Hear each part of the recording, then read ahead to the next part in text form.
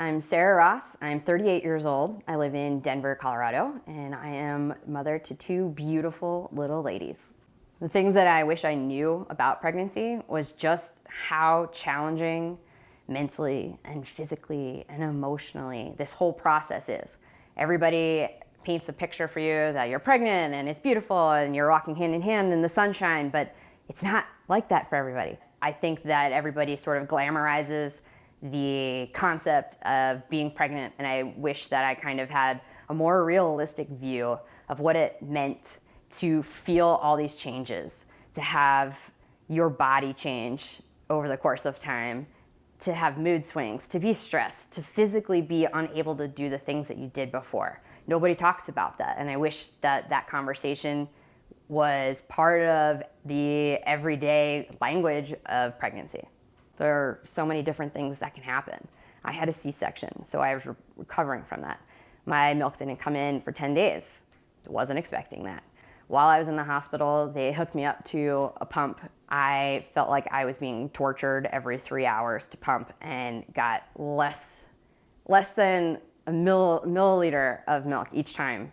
And I felt like a failure. I thought, everybody just takes their baby right to their breast, starts feeding. That didn't happen for me. We spent $500 on a lactation consultant to come over. I was severely stressed out with this all new, all-encompassing feeling of not being prepared, not knowing what I'm supposed to be doing or how I'm supposed to be taking care of this perfect little thing that is my responsibility. Something else that I wasn't expecting post-pregnancy was this theory that everybody just bounces back to their pre-baby body. I was under the assumption that, like my friends before me who had babies, that you give birth and you go back to your body magically the way it was before. That did not happen for me. And I watched all my friends who gave birth before me and after me go right back to the bodies they had previously. And lucky me, I happened to be diagnosed with something called diastasis recti, which I had never heard of and which a lot of people, including OBGYNs, don't actually talk about. So diastasis recti is the split in your abdomen, and usually it happens to women that are carrying multiple children at once. And I just happened to be extraordinarily large carrying my daughter Lila. I looked like I was carrying basketball in the front of my stomach. I thought, okay, once the baby's out, it goes right back. 3 months after the baby was born and I went back to work, I walked up to my boss at the time who had just had a baby 6 months prior. And she kind of looked me up and down and went like this. No. And I was like, what's up? And she said, Sarah, you still look 6 months pregnant. That's not the way you're supposed to look. You should have a way flatter stomach. You should pretty much be back to normal. You need to go see someone. And in my mind, I was like, I thought that this is just me. I thought this is what happens, and maybe my body was just a little different. And she directed me to her OBGYN, and I'm so glad that I went. And she tested my abdomen and told me that I had a 4.5 to 5.5 finger split in my abdomen in the diastasis, which means I had about 4.5, almost 5 fingers that you can put in my abdominal wall that was not going to go back together unless I had surgery, did physical therapy, and also obviously exercised and dieted and do all kinds of things that I wasn't prepared to do. So that was new, and it made me cry. It made me so upset. I went back to the office after that, and everyone was like, what's wrong? What's wrong? And I'm like, oh my God, I don't know how to fix this. I don't know how I'm going to pay to have it fixed. I don't know how I'm going to take the time to make it better, and how I'm going to mentally be prepared to go through this process. I was a mess, and it took a real toll on me emotionally and physically. It affected my relationship with my husband. It really just sort of shook me, and it shocked me. And it shocked my friends, and it shocked my family, because like them, they weren't expecting this huge change post-pregnancy to stay with me. I wasn't expecting it, and it took me down a road that I wished I never had to go down, and I don't wish it upon anyone else. And that's the thing that I wish most people talked about. And I also wish that my original OBGYN was prepared to talk to me about it.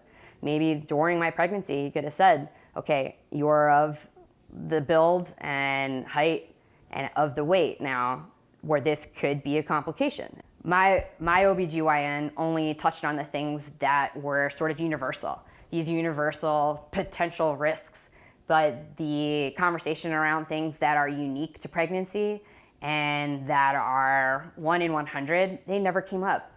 So I never knew about diastasis. I didn't know that I could have been doing physical therapy throughout my pregnancy to help close it, or at least get it a little bit closer together before I even had my baby. I had no idea that throughout those 9 months that I could have been doing something to help my situation post-pregnancy.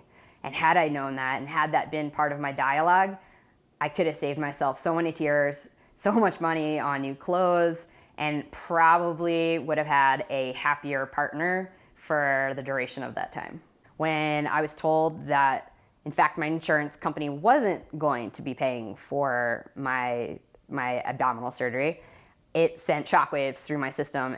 I didn't know how much money I would have to spend, and I didn't understand the gravity of what it meant to actually live and breathe in this body every day, that I had to walk around looking 6 months pregnant, postpartum, for 2 years after I had my first baby. I didn't feel like myself. I was ashamed. I was embarrassed. People were still asking me if I was pregnant. I experienced postpartum depression. I didn't know what it was. I didn't know what I was feeling, and I actually didn't know how to articulate what I was feeling. All I knew was that something was off and something wasn't right, and I wasn't feeling the way I thought I should be feeling, just having been a new mom, having this beautiful little baby that I've been waiting 9 months to see. I didn't understand that this was part of my journey as a new mom, and that other women go through similar or worse situations and thoughts and feelings that I was going through. It feels like you're alone. It feels isolating. It feels like you have an elephant sitting on your chest. It feels like there's no answer. There are so many ways to go down the spiral, and it's different for everyone, but I know that I felt this stress and anxiety, and also, frankly, this resentment, and I could not shake it no matter what I did. I couldn't shake it, and it took a long time to understand what it is that I needed, and a lot of tears and a lot of communication to get through it. The way society can help women tackle postpartum depression is to understand from the very beginning that everybody needs to be part of this conversation. This communication needs to start from day one. These are things that could happen to you. These are emotions and feelings that you may not know how to articulate, but are going to be extraordinarily important when you have this baby, how to communicate to your circle, to your partner, to your mom, your sister, your friends. This is going to be a radical change in how you are perceiving yourself and how you're able to handle your emotions. The way that men, women, and society as a whole can help ease the stress of post-pregnancy is to remember who just gave birth, who just carried this baby for the last 9 months, who just had their entire world flipped upside down and went through all these emotional and physical changes. People forget about you. They forget about the mom that just had the baby and went through this process. The focus is always on the baby when it's out, but the focus needs to pivot back to the mom.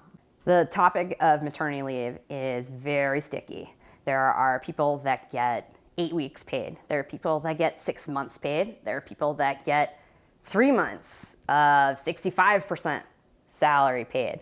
It's different for everybody. What no one really talks about is how different it is for everybody. 3 months goes by in a heartbeat. It went by in a heartbeat for me. I personally felt that 3 months wasn't enough. I don't think that most people have the same luxury, but I can tell you that the people that have more time and that luxury wouldn't trade it for anything in the world. I think the US government is doing 50% of its population a huge disservice by not funding and federally funding paid maternity leave for all new moms, parents for that fact. I think it's an embarrassment to think outside of the United States and understand that other countries in the world have longer maternity leave, paid maternity leave. There's paternity leave even. And I think Sweden, women get a year paid maternity leave, and there are actually professions where people go in to cover for new moms for a year so that their jobs are there, that their income is safe for when they're ready to return. There's nothing like that in the United States. No one feels safe, no one feels nurtured, and it's kind of an embarrassing thing to think about. We can do better. We should be doing better. Other countries in the world are doing so much better than we are. We deserve it, moms deserve it, and frankly, moms want it. So we need to be fighting for it.